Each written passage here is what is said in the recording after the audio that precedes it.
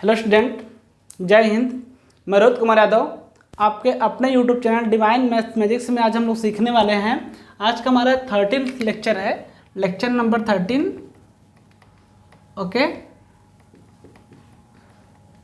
Quick revision चल रहा है हमारा इसमें, और हम सीख रहे हैं आज जो टॉपिक हमारा है टेंजेंट्स एंड नॉर्मल्स, स्पर्श और अभिलंब।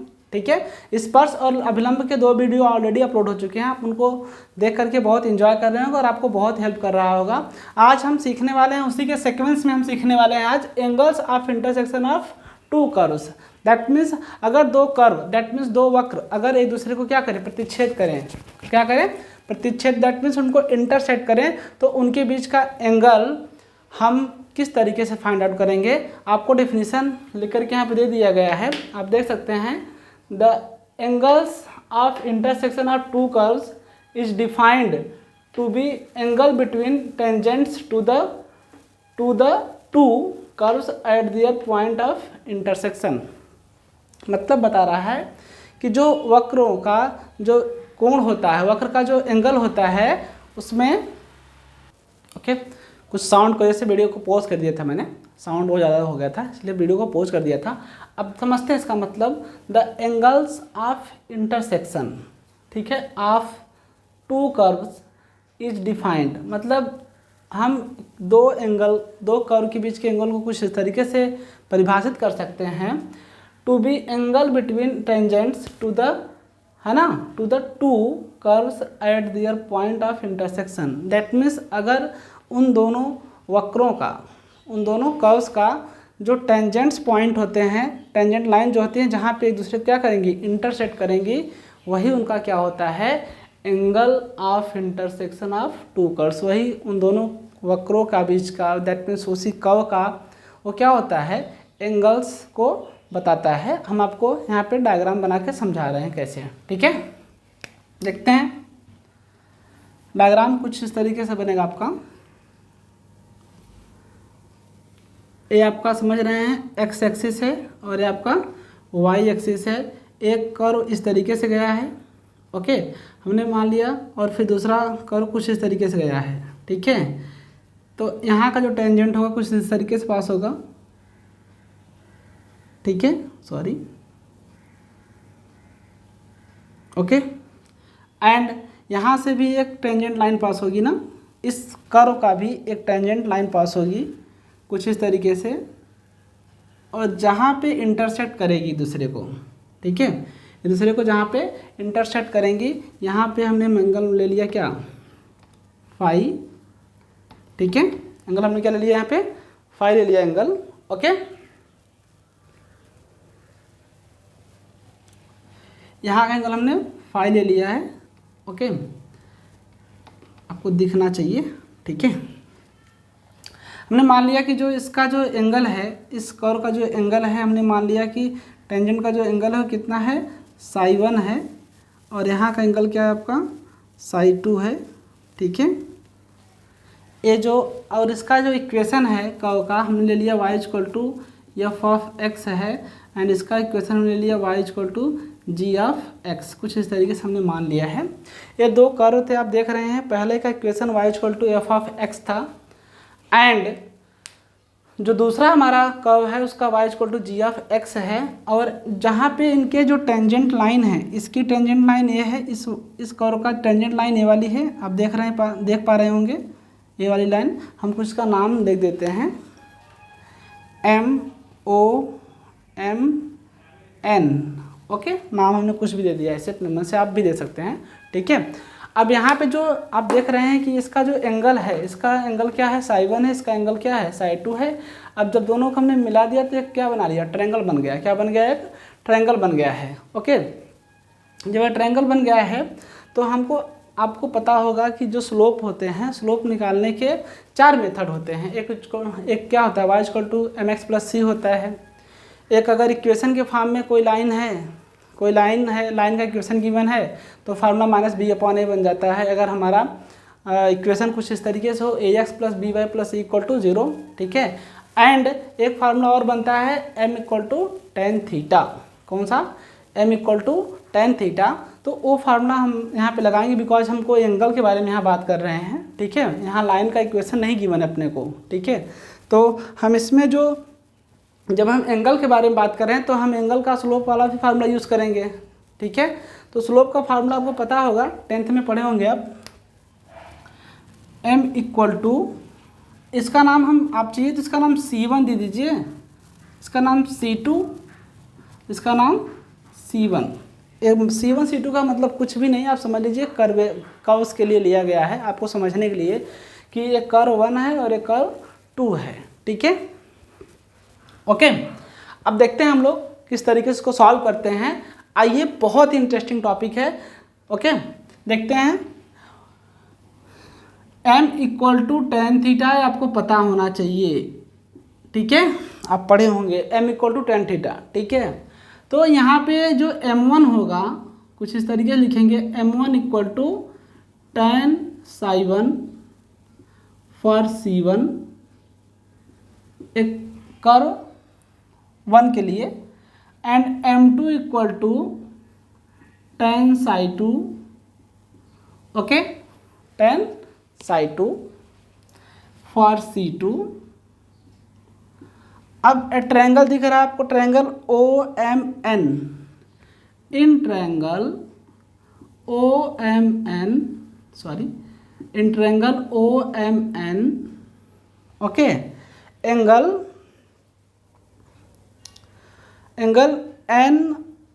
NMX, ठीक है, एंगल, ओके, एंगल NMX, ये वाला एंगल ले लेते हैं, NMX is a exterior angle, exterior का मतलब होता है बहिष्कोण, बाहर का कोण।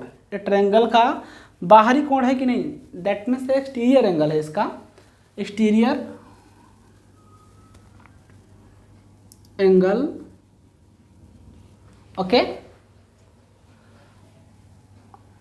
सो भाई आपको प्रॉपर्टी पता होगी कि अगर किसी भी त्रिभुज का जो बहिष्कोण होता है, किसी भी ट्रायंगल का अगर एक्सटीरियर एंगल के बारे में बात करें तो जो इसका एक्सटीरियर एंगल की वैल्यू होती है अपने सम्मुख दो अंतः कोणों के योगफल की क्या होती है, बराबर होती है। दैट मीन्स जो इंटरनल एंगल हैं इनके सम के क्या होता है, इक्वल होता है। क्या होता है, इक्वल होता है। तो हम इसको लिख लेंगे by geometry we know that okay, we know that हम जानते हैं हाँ, क्या जानते हैं, किसी भी त्रिभुज का बहिष्कोण, किसी भी त्रिभुज का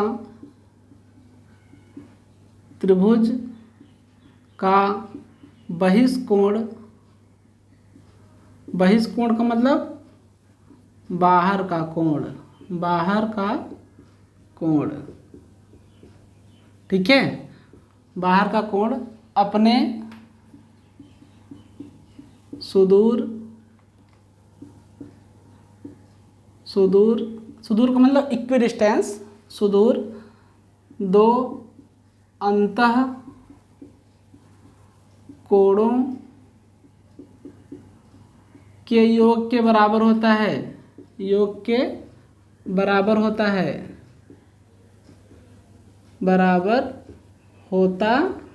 बहुत अच्छा तरीके से आप समझ लीजिए इसको, ठीक है। अंतः दैट मीन्स इंटरनल एंगल, ठीक है, इंटरनल एंगल के सम के क्या होता है, इक्वल होता है, ठीक है।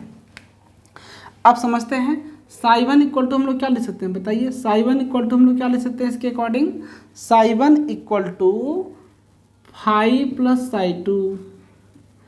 अब बताइए दोनों कर्व के जो इंटरसेक्शन पॉइंट है, जहाँ पे इंटरसेक्ट करता है वही दोनों वक्र का, दैट मीन्स उसी दोनों कर्व का क्या होता है, एंगल वही है। तो एंगल आपका कौन सा निकालना है, फाई निकालना है, फाई वाला एंगल चाहिए आपको।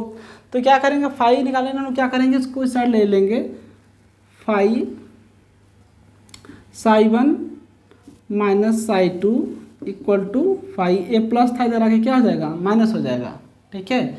अब ये इम्प्लाई क्या कर रहा है, five equal to psi one minus psi two, psi one minus psi two, okay. अब टेंजेंट लाइन्स हैं, स्पर्शियाँ हैं, तो दोनों तरफ का हम कौन सा वैल्यू लेंगे, साइन कॉस तो नहीं लेंगे, क्या लेंगे, टेन लेंगे। टेकिंग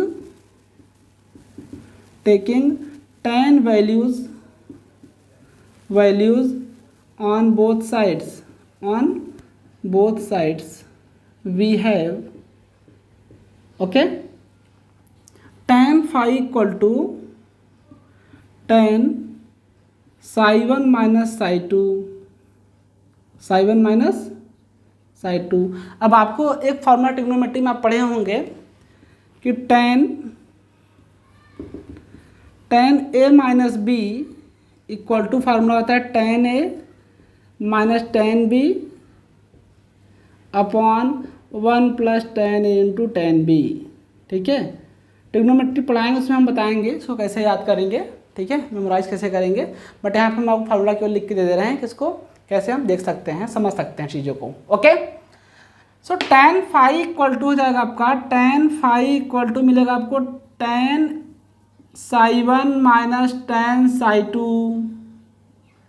आप समझ रहे हैं कि ए के प्लेस पे क्या है, साई वन है, बी के प्लेस पे क्या है, साई टू है, okay, upon 1 plus tan psi one into tan Sai two, okay.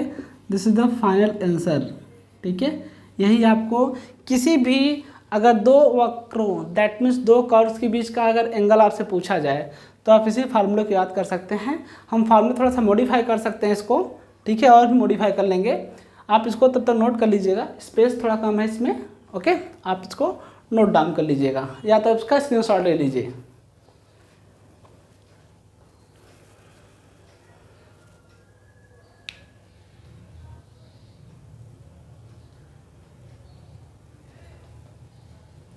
Okay, हम हट इसलिए जाते हैं कि ताकि आप इसका स्क्रीनशॉट है इसको नोट कर लीजिए, ओके। आई होप आप इसको नोट कर लिए होंगे या तो आप इसका एसएस ले लिए होंगे, ठीक है। सो आगे हम बढ़ते हैं अभी कि इसको हम कैसे और भी इसको थोड़ा सा मॉडिफाई फॉर्म क्या ले सकते हैं। हम ऊपर लिख के आपको दिखा रहे हैं या तो इस साइड लिख के दिखा दे रहे हैं आपको, ठीक है, ओके। अब आपको पता है ना, यहाँ से देखिए tan साई वन की वैल्यू क्या है, m1 है, tan साई वन की वैल्यू क्या है यहाँ पे m1, okay. tan psi one equal to m1, okay.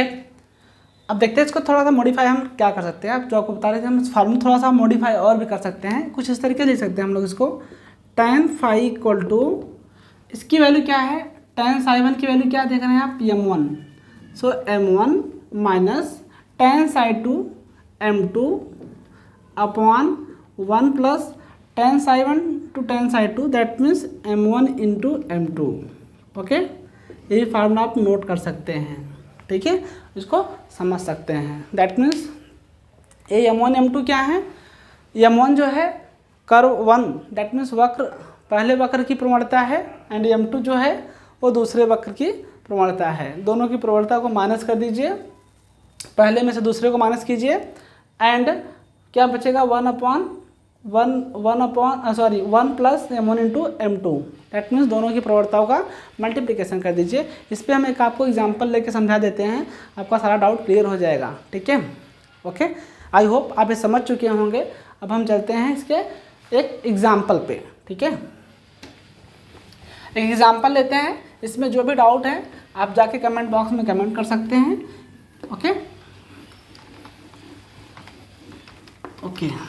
अब आते हैं एक बेहतरीन एग्जाम्पल लेकर के आपके सामने, बहुत ही बेहतरीन एग्जाम्पल। इसको कैसे सॉल्व करते हैं, पहले हम स्टेप समझ लेते हैं, आप समझिए इसको। अगर जो दो वक्र गिवन हैं, उन दो वक्रों को पहले हम, जो दो कर्व्स गिवन है, इंग्लिश मीडियम वाले बच्चे समझ लें, अगर आपके पास दो कर्व गिवन होंगे, बिकॉज इंटरसेक्शन पूछ रहा है, प्रतिच्छेद तभी करेंगे जब दो वक्र होंगे, ठीक है।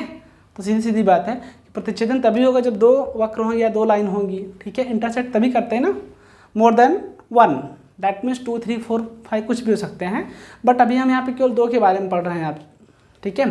अब समझते हैं, अगर दो वक्र हमको गिवन होगा तो उन दोनों कर्व का, दैट मीन्स उन दोनों वक्र का, हम उन दोनों वक्रों को सॉल्व करके उनको सॉल्व करेंगे, सॉल्व करके वहाँ से उनका इंटरसेक्शन पॉइंट निकाल लेंगे कि किस पॉइंट पे वो इंटरसेक्ट कर रहे हैं। ठीक है, उसके बाद जो उनका पॉइंट ऑफ इंटरसेक्शन मिलेगा, ठीक है, प्रतिच्छेदन बिंदु जो होते हैं, प्रतिच्छेदन बिंदु निकाल लेते हैं। पहला काम तो होगा कि जो दो वक्र के समीकरण गिवन होंगे, ठीक है, उसको लिख लेंगे।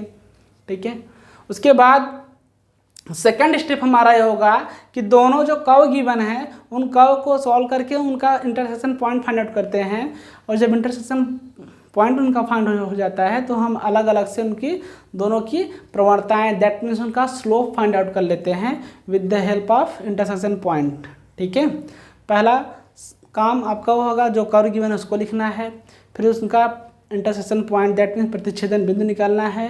प्रतिच्छेदन बिंदु निकालने के बाद आपको m1 और m2 की वैल्यू फाइंड आउट करनी है। m1 और m2 की वैल्यू कैसे मिलेगी आप समझ चुके हैं कि हम जो कर्व गिवन है उस कर्व को डिफ्रेंशिएट करेंगे, डिफ्रेंशिएट करने के बाद उसकी वैल्यू सब्स्टिट्यूट करेंगे, आपको वो मालूम होगा। अगर हमारा लेक्चर नंबर 2 आप देख लिए होंगे तो स्लोप निकालने के आपको बताने की यहाँ ज़रूरत नहीं है, आप सीख चुके होंगे। ठीक है, आई होप कि हम एग्जाम्पल, ठीक है, आपको अच्छे तरीके से समझा पाएँ। ठीक है, और जो उसको हमने पीछे कवर कर पाए हैं लेक्चर नंबर 2, हम उम्मीद करते हैं कि आपको अच्छे तरीके से हेल्प कर रहा होगा। ठीक है, ओके, फाइंड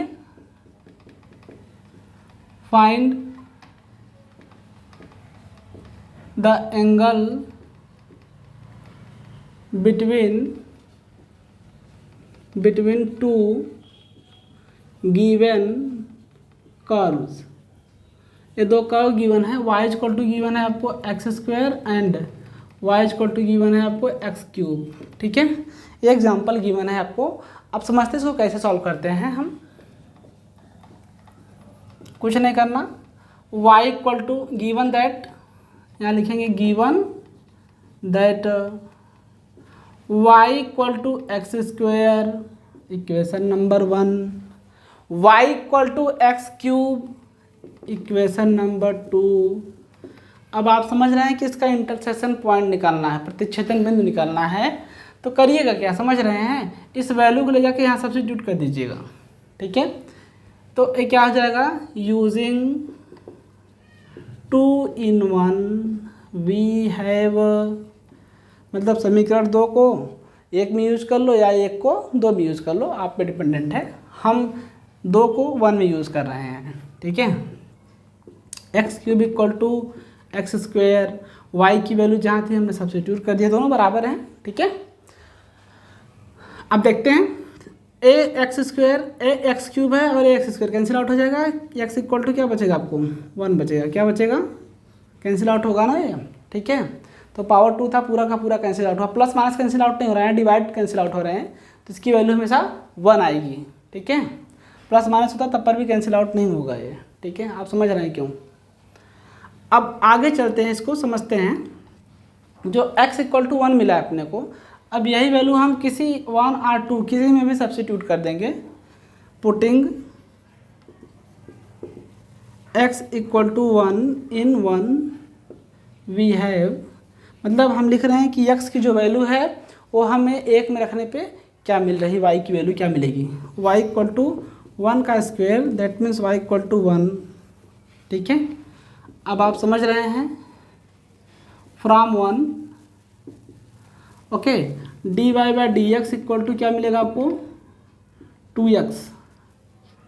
अच्छा ठीक है, फ्रॉम 1 हम लिख दे रहे हैं और लिख देंगे y इक्वल टू x²। अगर आप समझ पाएँ तो हम इसको क्या कर रहे हैं, डिफ्रेंशिएट कर रहे हैं यहाँ पे, differentiating above with respect to x we have dy by D x equal to 2x।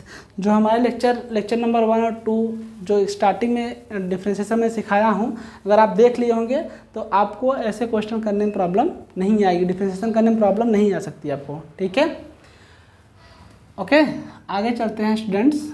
क्या मिलेगा अपने को, dy बाई डी एक्स। ध्यान से देखिए दोस्तों यहाँ पे कि dy by D x equal to क्या है 2x है। अब हमें इंटरसेक्शन पॉइंट क्या मिल चुका है यहाँ पे, यहाँ लिखना मैं भूल गया, इंटरसेक्शन पॉइंट, ध्यान से लिखिएगा दोस्तों, यहाँ पे 1,1 क्या मिला आपको, 1,1 मिला इसका intersection point. So d y by D x यही है आपका, m1 इक्वल टू हो जाएगा d y by D x at x comma y, तो m1 इक्वल टू मिलेगा 2x एट, ठीक है, at 1,1। So m1 equal to 2 into 1, तो m1 इक्वल टू क्या मिला आपको 2। ये दुनिया भर काम अगर ना करना चाहें तो आप डायरेक्ट यहाँ पे सब्स्टिट्यूट कर दीजिए वैल्यू, ये 1 की वैल्यू उठा के सब्स्टिट्यूट कर दीजिए, m1 आपको डायरेक्ट यही मिल जाएगा, ठीक है। आप ऐसे भी कर सकते हैं, r m1 equal to 2x, तो m1 equal to 2 into 1, that means m1 equal to 2। अगर शॉर्ट में करना चाहें तो आप ऐसे भी लिख सकते हैं, इसको कुछ प्रॉब्लम नहीं है, ठीक है। एंड अब चलते हैं from two we have y equal to x cube है आपको, तो क्या मिलेगा y equal to x cube, okay. y equal to जब एक्स क्यूब है तो हम इसको कैसे सॉल्व करेंगे, ओके। अब देखते हैं हम इसको, y equal to x cube है तो इसको भी विद रेस्पेक्ट टू एक्स ही डिफ्रेंशिएट करेंगे। Again okay, again differentiating above with respect to x we have, okay, ठीक है। अब आगे चलते हैं हम इसको, dy by D x equal to 3x square, okay. इसको डिफ्रेंशिएट करेंगे तो इसका जो dy बाई डी एक्स की वैल्यू मिलेगी, क्या मिलेगी 3x स्क्वेयर। आपको पता होगा formula, D by D x of x the power n equal to n into x the power n-1, ठीक है। सो बताने की जरूरत आपको नहीं है यहाँ पे, अगर आप वीडियो देख लिए होंगे तो आपको पूरा का पूरा समझ में आ रहा होगा, ठीक है।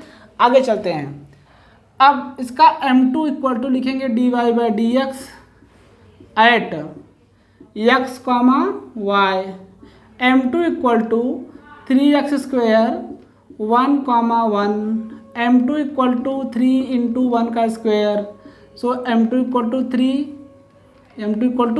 3। अब आप समझ रहे हैं, आपको m1 और m2 की वैल्यू फाइंड आउट हो चुकी है, तो आप इन दोनों कर्व का बीच का एंगल बता सकते हैं, that means angle of intersection, ठीक है, कितने एंगल पे कट आउट कर रहे हैं एक दूसरे को, ठीक है। समझते हैं क्या मिलेगी वैल्यू इनकी, ओके, देखते हैं। tan फाई या tan थीटा कुछ भी ले सकते हैं, फाई थीटा हमारी मर्जी है, हम ले सकते हैं, उसमें कुछ प्रॉब्लम नहीं है। कोई टेक्स्ट बुक वाले थीटा ले रहे हैं, कोई फाई ले रहे हैं, ठीक है, एज योर विश, आपकी जैसी मर्जी करे थीटा फाई ले सकते हैं, ठीक है।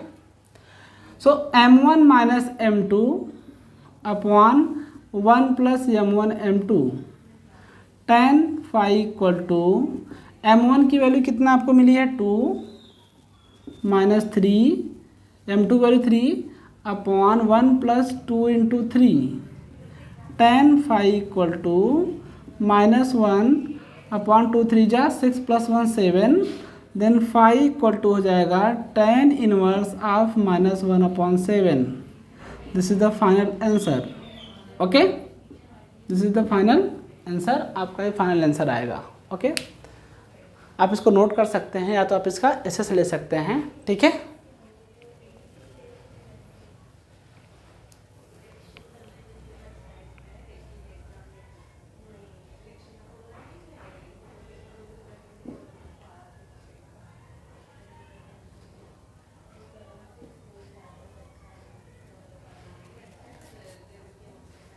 ओके, आई होप आप इसको नोट कर लिए होंगे, तो आप इसका एसएस ले चुके होंगे।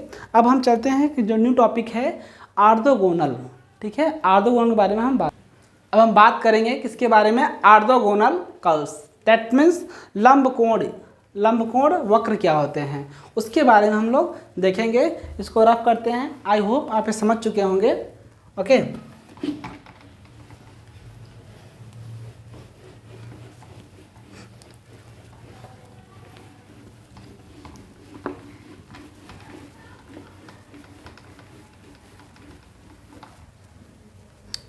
ओके, ये वीडियो बॉम्बे में हम आ गए हैं, यहाँ शूट किया जा रहा है, ठीक है। तो कुछ आज अभी डे है तो यहाँ पे ज़्यादा थोड़ी नॉइजी है, ठीक है। अब नेक्स्ट जो वीडियो बनाएंगे वो रात में शूट कर लिया जाएगा, ठीक है। तो आपको प्रॉब्लम नहीं होगी जो बार बार वीडियो पॉज करना पड़ रहा है, ठीक है। देखते हैं, आर्थोगोनल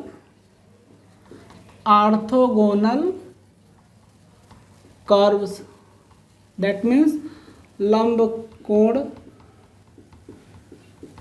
वक्र। अच्छा, लंबकोण का मतलब क्या होता है? लंबकोण दैट मीन्स परपेंडिकुलर, और दो वक्र परपेंडिकुलर तब होते हैं, या दो लाइन परपेंडिकुलर तब होती हैं जब उनकी दोनों की प्रवणताओं का गुणनफल -1 के इक्वल हो, बराबर हो। That means multiplication of two slopes of a line equal to -1, then it will be called as orthogonal और perpendicular lines. Okay, that means अगर दो रेखाओं के प्रवणताओं का गुणनफल -1 के बराबर होता है, तब हमें बोलते हैं कि ये दोनों लाइन जो हैं एक दूसरे पे क्या हैं? लंबकोण है, दैट मीन्स परपेंडिकुलर हैं। कैसी हैं? परपेंडिकुलर, दैट मीन्स लंबकोण मतलब परपेंडिकुलर मतलब लंब होती हैं, ठीक है। अब लंबकोण मतलब कर्व है तो सीधा लाइन जैसा रहेगा नहीं ये, ठीक है, थोड़ा सा कर्व जैसा रहेगा। कर्व मतलब झुका हुआ, ठीक है, कर्वेचर जैसा। ओके, अब देखे होंगे कर्व बनाया हूँ मैं, वहाँ पे देख लिए होंगे आप। ओके, सो इसकी कंडीशन देखते हैं। ओके, कंडीशन क्या है इसका डेफिनेशन आपको नोट करके दे रहे हैं हम। ओके, नॉइस से थोड़ा वीडियो पॉज करना पड़ा था। ओके, देखते हैं। If the angle of intersection of to curves is a right angle, मतलब यदि, है ना, दो कर्व के एंगल का जो इंटरसेक्शन पॉइंट है, if the angle of intersection, ठीक है, जो इंटरसेक्शन है of to curves is a right angle, अगर दो एंगल का इंटरसेक्शन, दैट मीन्स उनका मल्टीप्लिकेशन, इंटरसेक्शन मतलब प्रतिच्छेदन, ठीक है, अगर वो क्या हो, कर्व का राइट एंगल हो। राइट एंगल मतलब समझ रहे हैं ना, अगर दो कर्व के बीच का जो एंगल है, प्रतिच्छेदन कोण है, उसकी वैल्यू अगर 90 डिग्री हो, दैट मीन्स π/2 हो, तो उसे हम लोग क्या बोलते हैं? The two curves are said to be intersect orthogonally. तब हम एक बोल सकते हैं कि ये जो दोनों कर्व हैं वो ऑर्थोगोनली, दैट मीन्स लंबकोणी हैं। कैसे हैं? लंबकोण हैं वो, ठीक है। And the curves are called orthogonal curves. फिर उन दोनों कर्व को हम लोग क्या बोलेंगे कि दोनों कर्व एक दूसरे पे क्या हैं? ऑर्थोगोनल, दैट मीन्स लंबकोण पे हैं, ठीक है। आप मेरी बात समझ गए होंगे। मैं वापस बताना चाहता हूँ कि अगर दो कर्व के एंगल का प्रतिच्छेदन, ठीक है, एंगल जो है कोण का प्रतिच्छेदन की value, that means tan phi की वैल्यू अगर π/2 है, तो ऐसे कर्व को हम लोग क्या बोलते हैं? ऑर्थोगोनली, ठीक है। ऑर्थोगोनली मतलब लंबकोणी हैं, और उन दोनों कर्व फिर एक दूसरे पे क्या होंगे? लंबकोण, दैट मीन्स ऑर्थोगोनल होंगे। If the curves are orthogonal then tan phi equal to π/2। Okay, अगर दो कर्व, समझ रहे हैं ना, अगर दो वक्र कैसे हैं? ऑर्थोगोनल, दैट मीन्स लंबकोण है, तो उनके बीच का जो एंगल होगा, tan phi की जो वैल्यू होगी वो हमेशा क्या होगा? 90, that means right angle. Okay, π/2 समझ रहे हैं π/2 कैसे आ रहा होगा। एंड हम इसको ऐसे भी लिख सकते हैं कि इनकी दोनों मतलब जो कर्व्स गिवन हैं, उन जैसे अभी पिछले वाले क्वेश्चन में हमने m1 और m2 फाइंड आउट किया, सेम प्रोसेस से अगर हम m1 m2 निकाल लें और दोनों का मल्टीप्लाई करने के बाद अगर उनकी वैल्यू -1 आ जाती है, तो हम ये बोलेंगे कि ये दोनों कर्व कैसे हैं? एक दूसरे पे ऑर्थोगोनल हैं, ठीक है, ऑर्थोगोनल हैं, ठीक है। अब समझते हैं इसको हम अच्छे तरीके से। ओके, अब एक एग्जांपल ले लेते हैं आपके सामने, एग्जांपल लेकर के आपको समझाने की कोशिश करते हैं। ओके, अगर हमारे पास दो कर्व गिवन कुछ इस तरीके से होंगे, हम आपको बता रहे हैं किस तरीके से कर्व होंगे।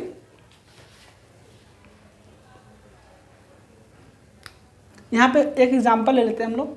आप कंडीशन लिख लीजिए, condition for orthogonal, condition for orthogonal प्रतिबंध, किसके लिए प्रतिबंध? लंबकोण होने का प्रतिबंध, होने का प्रतिबंध, शर्त जिसको बोलते हैं, ठीक है। प्रतिबंध का मतलब क्या होता है? शर्त, ठीक है। If two curves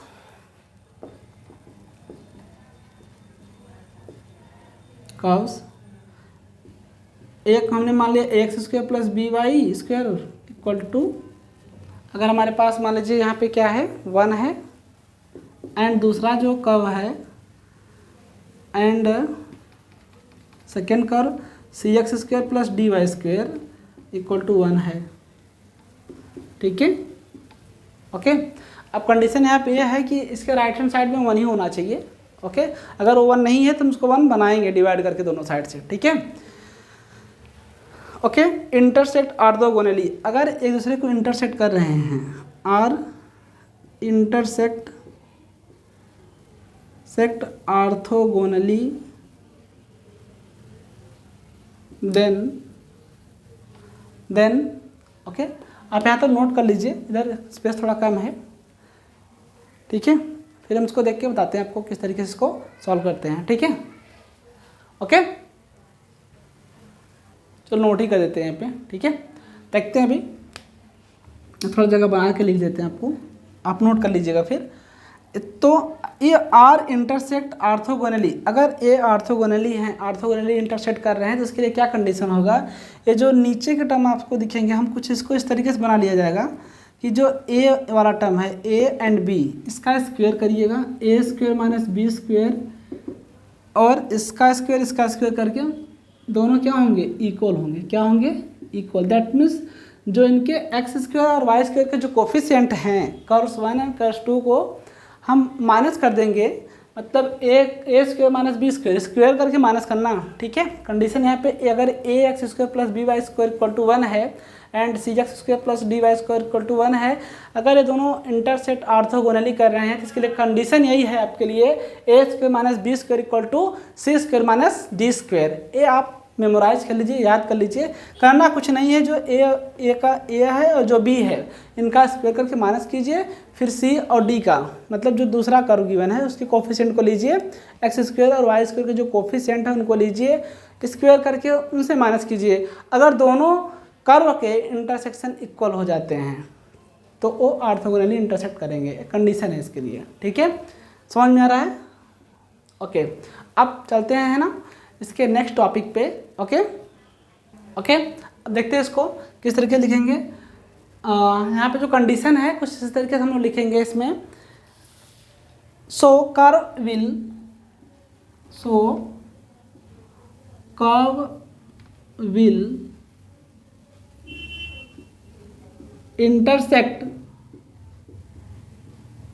intersect orthogonal if 1/a minus 1/b equal to 1/c minus 1/d। ये सफिशिएंट कंडीशन है, आप याद रखिएगा इसको। इनका प्रूफ हम, क्योंकि रिवीजन है इसलिए नहीं तो हम प्रूफ इसका दे देते हैं आपको, ठीक है। आप केवल इसको याद कर लीजिएगा, ठीक है। जब रेगुलर लेक्चर इसके हो जाएंगे तो हम आपको उसमें प्रूफ भी दे देंगे, ठीक है। अब इस पर एक क्वेश्चन बेटान, इसी पे बेटान ने क्वेश्चन देखते हैं। क्वेश्चन क्या है बहुत ध्यान से देखेंगे आप, पहले इसको नोट कर लीजिए, उसके या तो आप इसका स्क्रीनशॉट ले लीजिए।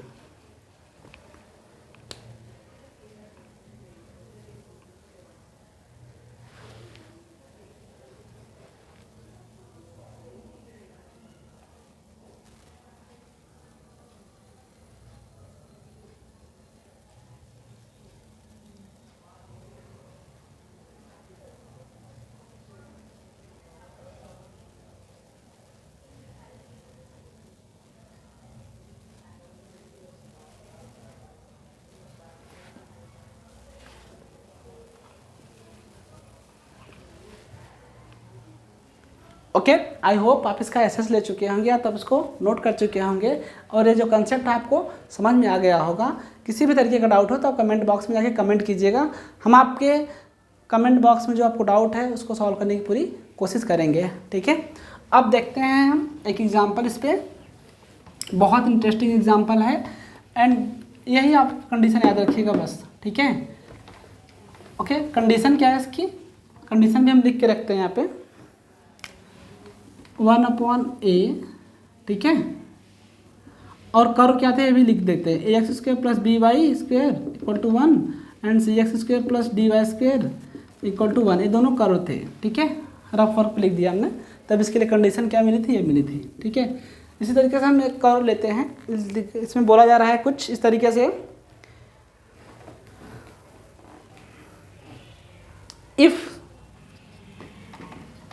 if the curves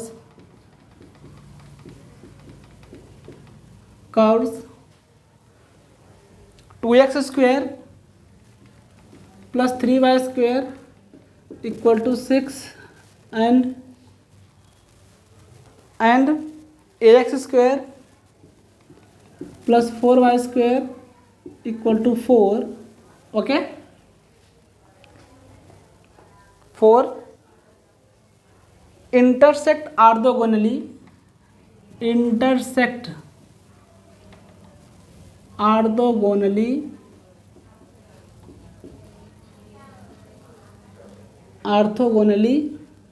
then find the value of small a, इस स्मॉल a की वैल्यू फाइंड आउट करनी है। आप समझ रहे हैं। अब हमें सबसे बड़ी बात तो पहले इसमें क्या है कि जो कर्व गिवन है पहले उसको हम देख लेते हैं क्या है। Given curves, okay, 2x² + 3y² = 6 है। ठीक है, ओके, तो मैं मार्कर चेंज करना चाहता हूँ अभी, sorry, okay, and ax² + 4y² = 4 एक कर्व गिवन है। अब इसके राइट हैंड साइड में क्या बनाना है, अपने को 1 बनाना है। तो क्या करिएगा, 2x² / 6 + 3y² / 6 = 6/6। हमने 6 से क्या कर दिया, डिवाइड कर दिया, तभी तो 1 बनेगा। ओके, सो एक क्या बचेगा आपका 3 हो जाएगा, x² / 3 हो जाएगा। ओके, एंड यहाँ क्या मिलेगा 1/2 मिल जाएगा ये, प्लस y² 1/2, मतलब ये 2 बचेगा यहाँ पे एंड 1 बचेगा ये। ठीक है, similarly for this also divide, यहाँ लिखेंगे नहीं, डायरेक्टली हम बोल दे रहे हैं कि 4 से डिवाइड करेंगे दोनों साइड का, जो 2 है उसमें भी हम 4 से क्या करेंगे, डिवाइड कर देंगे। ax² / 4 + 4² / 4 = 4/4, 4 से कैंसिल आउट 1 हो जाएगा, क्या बचेगा ax² है ना / 4 + 4 से कैंसिल आउट y² = 1। ठीक है, इक्वेशन नंबर 2। अब इससे कंपेयर कर लेंगे, कंपेयर करने से आप समझ रहे हैं कि a की वैल्यू क्या मिल जाएगी, a की वैल्यू 1/3, b की वैल्यू 1/2 रहेगी। तो समझ रहे हैं ना, a 1/3 है, a 1/3, इसका उल्टा करेंगे तो क्या मिलेगा 3 हो जाएगा, और a क्या हो जाएगा 1/2 है तो 1/2 का उल्टा 2 हो जाएगा, एंड a/4 है तो इसका उल्टा करेंगे 4/a हो जाएगा। यहाँ पे 1 है तो 1 का उल्टा करो या सीधा करो, वही आने वाला है। ठीक है, सो एक कंडीशन याद रखिएगा और हम इसकी a की वैल्यू फाइंड आउट करके आपको दे रहे हैं। ठीक है, बहुत ध्यान समझते हैं, जो वैल्यू है नीचे की वैल्यू है वही नोट कर लीजिए। आप ऐसा समझिए कि ये जो यहाँ पे 3 है ना, कुछ इस तरीके से लिख लीजिए आप, जो नीचे वाली वैल्यू है उसको ऐसे लिखिए, मतलब 1/3 का उल्टा, यही था कंडीशन ना, 1/1/3 माइनस 1/1/2 = 1/a/4 माइनस 1/1। ओके, सो क्या हो जाएगा, यहाँ लिख देंगे, क्या लिखेंगे, इंटरसेक्ट ऑर्थोगोनली,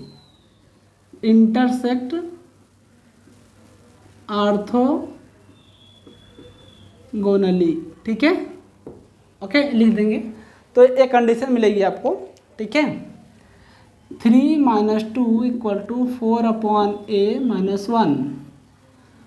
अब बहुत ध्यान रखें, 3 minus 2 that means 1 equal to 4 upon A minus 1। A minus तरह के क्या हो जाएगा plus 4 upon A that means 2 equal to 4 upon A. यहाँ कुछ नहीं तो 1 क्रॉस मल्टीप्लाई कर लेंगे, 2a इक्वल टू 4 मिलेगा, a इक्वल टू 4 अपॉन 2 हो जाएगा, 2 से a की value 2। This is the final answer. Okay, आप समझ रहे हैं, एक कंडीशन था, कंडीशन के अकॉर्डिंग हमने a b c d की वैल्यू लिखा। ओके, उसको जब उल्टा करेंगे 1 अपॉन 1/3 का उल्टा करेंगे तो 3, 1 अपॉन 1/2 का उल्टा करेंगे तो 2, ठीक है। 1 upon a/4 that means c के प्लेस पे एंड d के प्लेस पे 1 था, ठीक है।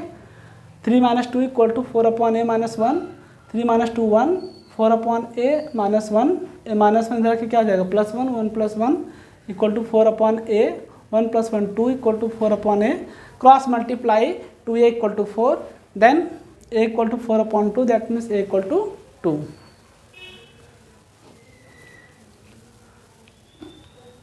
आप इसको नोट कर लीजिए, तो आप इसका एसएस ले लीजिए। ओके ओके, आई होप आप इसको नोट कर लिए होंगे और आप अच्छी तरीके से इसको समझ गए होंगे। इसी पे भेजा, अगर आपको कुछ डाउट्स है तो आप कमेंट बॉक्स में कमेंट जाके कीजिए, हम आपके इस तरीके के क्वेश्चन जो भी रहेंगे।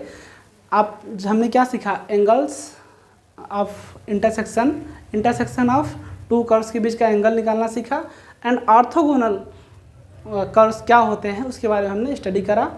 आई होप कि आपको ये पूरा का पूरा समझ में आ जाएगा, ठीक है। अब अगर वीडियो पसंद आए तो आप वीडियो को कमेंट करना और लाइक सब्सक्राइब करना ना भूलें, ठीक है। अब मिलेंगे नेक्स्ट वीडियो में, तब तक के लिए बाय।